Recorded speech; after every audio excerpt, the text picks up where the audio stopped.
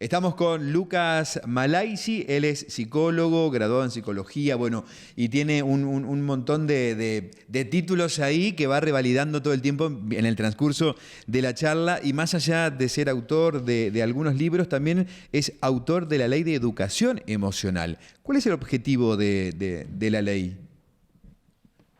Bueno, desde que advertimos que la educación emocional da resultado, cuando se implementa un programa de educación emocional, da resultado, y esto ha sido corroborado en numerosas investigaciones de renombre mundial, etcétera. Bueno, el desafío era, ¿qué pasa que esto no se está haciendo eco en todas las escuelas? Y bueno, las escuelas no hacían educación emocional porque se deben a un contenido curricular que tienen que dictar. Y cuando uno estudia, ve ese contenido curricular, si bien se va ayornando cada tanto, insiste una y otra vez en lo cognitivo, dejando de lado lo emocional. Entonces está obsoleto en lo que serían las demandas del siglo XXI. Entonces, para resolver esa dificultad es que dije, bueno, esto debería ser ley, porque si es ley, está dentro de un marco legal que garantizaría tres aspectos. El alcance sistémico, que es llegar a todas las escuelas, no solo a las privadas, sino, como te decía más temprano, a las que están en zonas de riesgo, a aquellas escuelas cuyos estudiantes tienen padres que son abandónicos, violentos, alcohólicos o incluso están en la cárcel, ahí donde más se necesita, alcance sistémico. En la variable temporal, que sea cotidiano y sustentable, esto algo de todos los días y a lo largo de todos los años. Y en cuanto a los contenidos, que sean científicos, es decir, que los docentes sean bien formados, y segundo, que sean gratuitos, es decir, que sean contenidos científicos y gratuitos porque es una herramienta que necesita el docente del siglo XXI. Esta ley yo la redacté hace ya más de 12 años y la fui promoviendo en Argentina, en toda América Latina. Hoy tengo el gran orgullo, el honor de poder decirles que esto ya es ley en 5 provincias de Argentina, y este año se aprobó en Colombia, en todo el país, es decir, a nivel nacional. Esta legislación garantiza que empiecen a impartirse estos espacios de formación docente para luego poder implementar la educación emocional en las escuelas, generando un inmenso cambio en literalmente millones de personas. O sea que, Bien. perdón, Pau, dentro de ¿Sí? la currícula, en estas provincias argentinas, en la escuela se enseña. La ley, como la ley que acá pasa, se enseña en la realidad, dista de lo que dicta la ley, como lamentablemente también pasó con la ESI, Sí, Claro. que tal está la cual. ley y no termina de implementarse. Claro. Pero es un inmenso avance porque establece ese marco legal en el que si el docente está formado y lo puede implementar. Bien. Antes, cuando no había ley, por más que el docente esté Claro, formado, no lo podía no puede ser. implementar porque vos no podés dar lo que se te ocurra en las escuelas. Tiene que estar contemplado en ese currículum que te Ujú. decía al principio, que antes estaba obsoleto. Bueno, en este momento, en esas provincias que tienen ley de educación emocional, si los gobiernos han hecho esbozos de implementación, de formación docente, a mi juicio, como debo serle sincero, prácticamente fanático en el tema, amo lo que hago, los programas de implementación o de formación docente no han sido suficientes. Pero bueno, esto solo denota que tenemos que seguir trabajando, no solo para que sea ley en todo el territorio argentino, sino para que después estas leyes se implementen y se naturalicen, es decir, se logre la institucionalización. Cuando ya es materia corriente en la escuela, ya no hace Claro, falta una legislación porque ya se sostiene por sí misma, por claro, los hábitos, claro. digamos. Hay Pero matemática, bueno, lengua y lograr educación emocional. implementarlo, claro, requiere estos Ujú, aspectos legales que son muy importantes, no son ujú, menores. ujú. Lucas, veníamos hablando, desarrollando la temática, dándole un contexto a este marco bastante crítico por el que estamos atravesando, creo que como humanidad, ¿no? Estamos como humanidad en una situación, en un momento muy, muy, muy crítico. Ahora, bueno, vamos por la positiva, pensando de qué manera podemos empezar a abordar la educación emocional, pensando en aquellos que nos están viendo, que nos están escuchando, que se sienten interpelados por esto, que sienten que les cuesta mucho lidiar con la ansiedad de sus hijos. Hay nuevas generaciones tomadas por la ansiedad, por la inmediatez, que en gran medida, bueno, han disparado las redes sociales, entre otras cosas, ¿no? Y en estos contextos en los que estamos viviendo. ¿De qué manera, qué podemos hacer nosotros en la diaria para mejorar la educación emocional de nuestros hijos y en definitiva la propia? Porque uno no puede dar lo que no tiene. Absoluto. Bueno, mira, hay muchas cosas hay un abanico de opciones que se pueden hacer. Desde acercarse a nuestra fundación para formar parte de un voluntariado digital o personal en el que se puede trabajar en aras de expandir la educación emocional, formarse en educación emocional. Desde la fundación estamos impartiendo cursos virtuales. Ahora puntualmente tenemos uno de nutrición emocional para el adulto, es decir, sanar la propia autoestima para aprender a amarnos y desde ahí amar y poder recibir el amor. Es el triángulo de la vida que le llaman. Así como me amo, es el amor que tengo para dar y el amor que voy a recibir. Después, si aquellos quienes estén con una voluntad de un activismo social más férreo pueden insistir a los legisladores de su comunidad para que tomen conciencia de que estas tecnologías ya existen, que ya están implementándose, que ya hay precedentes asentados desde hace varios años, como para que puedan avanzar. Es decir, chicos, es bueno el cambio personal, sin embargo, lo mejor sería que esto sea política de Estado. Si tenemos política de Estado y vamos a poder desarrollar la inteligencia emocional y de esta manera evitar delincuencia, violencia, adicciones, trastornos de ansiedad, depresiones, suicidios y demás flagelos que hoy abundan, como ustedes saben. Así que bueno, los curiosos podrían arrimarse por las redes sociales y empezar a ver de todos los materiales que tenemos ahí a disposición. Recién hablaste acerca del amor propio, ¿no? De quererse a uno mismo. Y digo, ¿a cuánto del egoísmo o del egocentrismo estamos? Bueno, estamos muy cerca, lamentablemente, o lo que sería el narcisismo.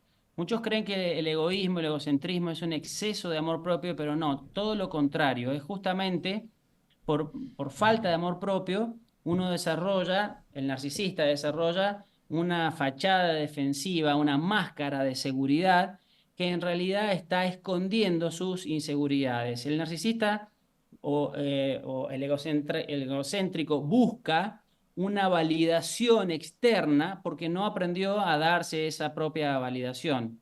Entonces tenés, la autoestima es sana o baja, solo que la autoestima baja viene en dos versiones, la de menosprecio, que es el que se tira abajo, no se siente capaz para nada, y el narcisista, que es lo que se llama la autoestima espúrea o enmascarada, que parece una persona muy segura, hasta a veces arrogante, pero en realidad esto es un cascarón sostenido solamente para generar esa validación, como te digo, ese aprecio, ese afecto que no se da a sí mismo. En cambio, una persona que sí se ama a sí misma no necesita la aprobación del otro, por lo tanto, no se transforma en alguien que no es, no fuerza los procesos, acepta cuando alguien no quiere estar, lo deja ir. ¿Por qué? Porque no se queda vacío, porque ya se ama a sí mismo. Entonces, desde el amor propio es que uno realmente puede amar y relacionarse desde la abundancia, tanto con el trabajo, con su cuerpo, con las personas, con todo en general. Y eso es fundamental, ¿no? Para la educación emocional, como transmitirlo, además, contándolo o por propia experiencia en un grupo familiar.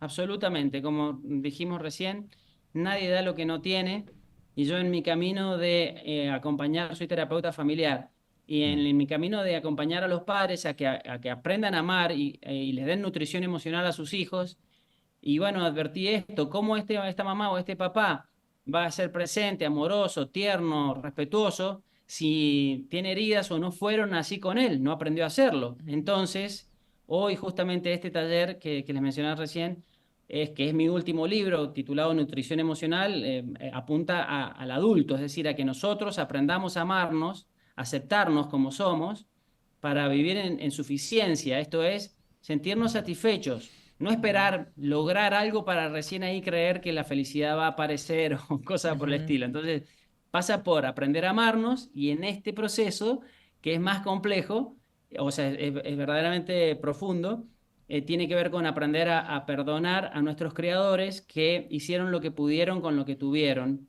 que es muy probable que nuestros padres a su vez hayan recibido una educación más difícil que la que nos dieron a nosotros, porque de generación en generación sí se transmite la violencia y un montón de cosas, pero hacemos lo que podemos para tratar de mejorar. Entonces, a veces problemas de una generación se compensan en la siguiente, pero a veces se sobrecompensan. Entonces, como digo en las charlas, de Guatemala a Guatepeor, o sea, capaz que de la rigidez saltamos al liberalismo. Claro. Entonces, ahora tenemos que tomar conciencia y compensar. De este modo, conclusión, mi mayor deseo para todas las personas es que se amen profundamente, porque cuando uno se ama, insisto, puede perdonar, no se desvive por lograr metas artificiales o el consumismo o la modificación de su cuerpo. Se acepta y está en paz con quien es.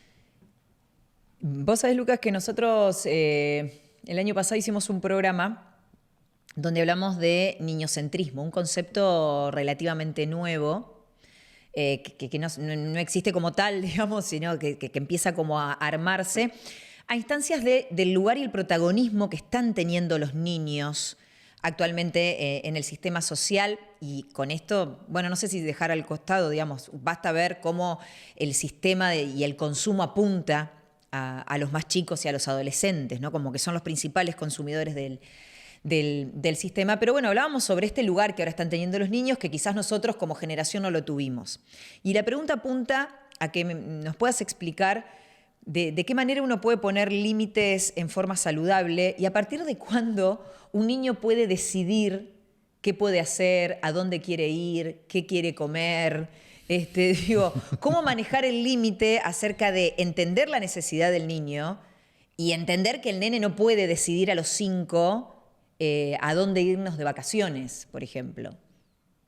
Bueno, como bien mencionás, este concepto de niñocentrismo, no sé si es un neologismo de ustedes, pero yo sí he leído del adolescentrismo, que lo desarrolla Agustín Laje y bueno, también está en la psicología. El niñocentrismo hoy se le llama el síndrome del emperador o de la emperatriz, niños que mandonean a sus padres o niñas que mandonean a sus padres, hacen de sus caprichos ley.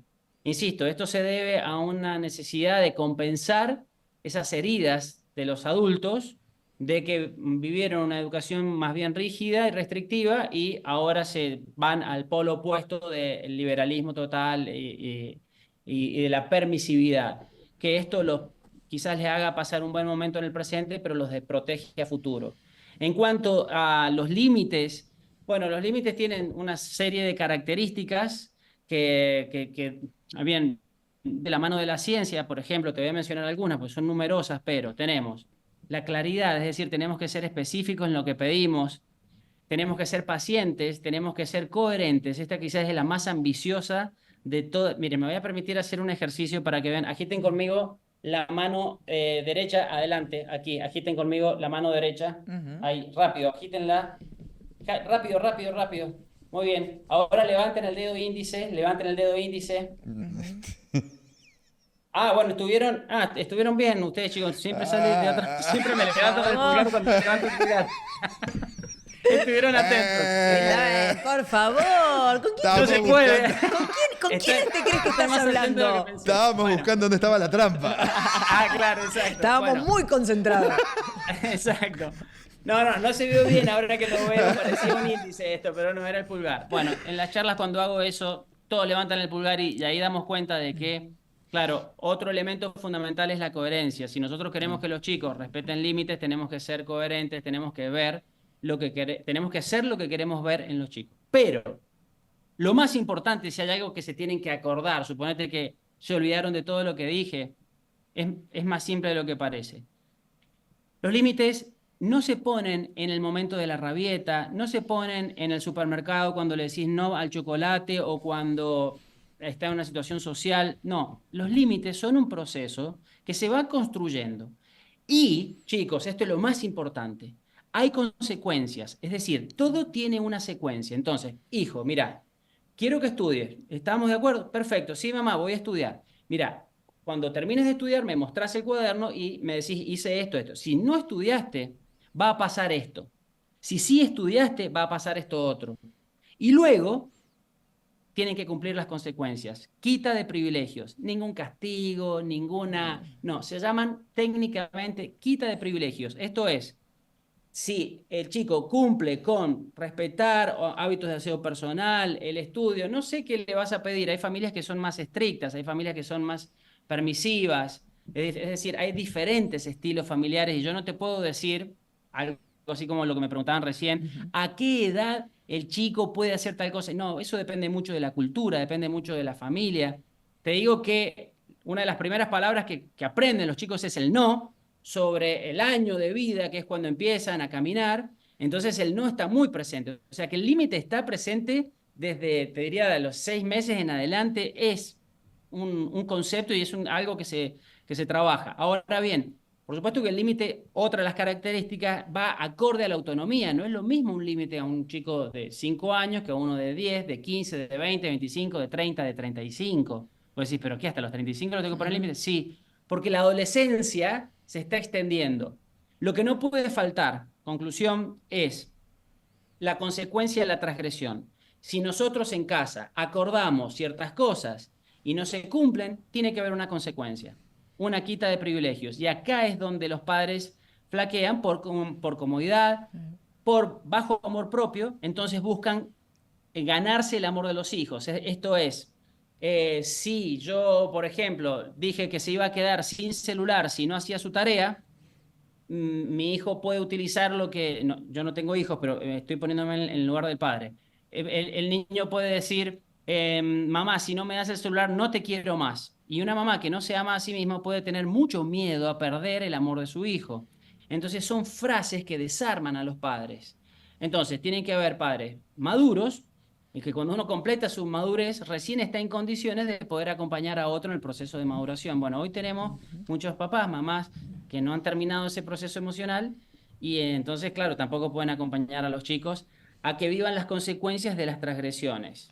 Lucas, te queremos agradecer por esta entrevista, la verdad que maravillosa, Preciosa un montón charla. de conceptos vertidos. La verdad, por último, preguntarte, ¿tu libro se puede conseguir en Entre Ríos? Sí, claro que sí, chicos. Todos mis libros están en toda la Argentina Ah, bien. por Paidós. Nutrición emocional, modo creativo, coherencia emocional mis emociones y habilidades en la escuela, que este es un libro para los niños, pero también para padres, donde está esta parte de los límites. Y otro libro Cómo ayudar a los niños de hoy, que es para docentes exclusivamente. Sí. Y sí, chicos, me han puesto en una situación difícil de poder resumir una inmensa cantidad de libros que Totalmente. tengo ahí atrás en una entrevista de pocos segundos. Te Gran queremos desafío. agradecer, Te la agradecemos verdad. un montón la disponibilidad y el tiempo que nos has dispensado. Un placer, chicos. Muchas Hasta la gracias. Gracias, próxima. muchas gracias, Lucas.